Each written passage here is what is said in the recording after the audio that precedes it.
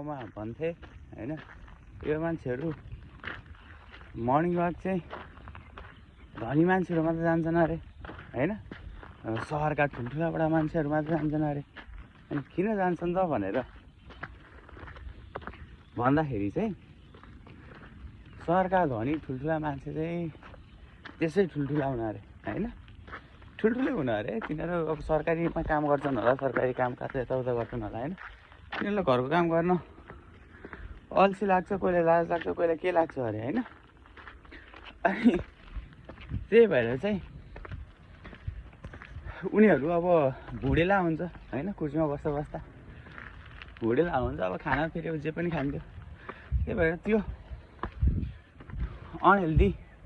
लाइफबाट चाहिँ अलिकति हेल्दी भइन्छ कि भनेर चाहिँ तिनीहरू जान्छन् अरे हैन अनि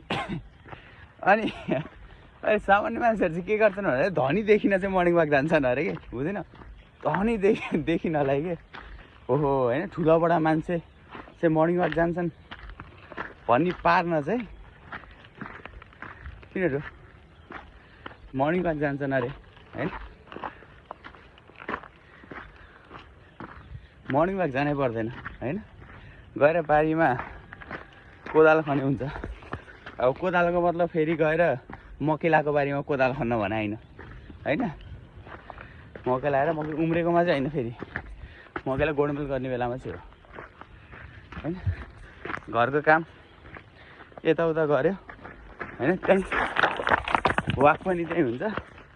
रनिङ पनि त्यही हुन्छ हैन किन गर्नु पर्यो अरू त्यही भएर यो स्वाङ पार्नु छोडौँ हैन घरमा आफ्नो घरमा आफै काम गरौँ हैन बारीमा चाहिँ मुला त्यहाँ कहाँबाट अरूलाई चाहिँ खेताला हालेर काम गर्ने अरे हैन आफ्नो काम हुँदाखेरि त्यो काम गर्दाखेरि आफू गएर काम गरे त भइहाल्थ्यो नि हैन किन चाहिँ खेताला दिनु पर्थ्यो हैन आफू हेल्दी भइन्थ्यो त्यति काम गरेर घटिने हैन ठुला मान्छेको धेरै घटे 1 सेन्टिमिटर हाइट घट्ला त्यो पनि हिलोमा खुट्टा गढेर है त्योभन्दा घट्ने त केही पनि छैन नि त त्यसपछि हिलोबाट आएर खुट्टा धोयो भने त्यो जत्राको जत्रै हो त्यही भएर हेर्नुहोस् ठुलाबाट मान्छे हेल्दी हुन वाक नै जानुपर्छ भन्ने छैन हैन खानामा अनुशासन राख्यो भने भइहाल्छ त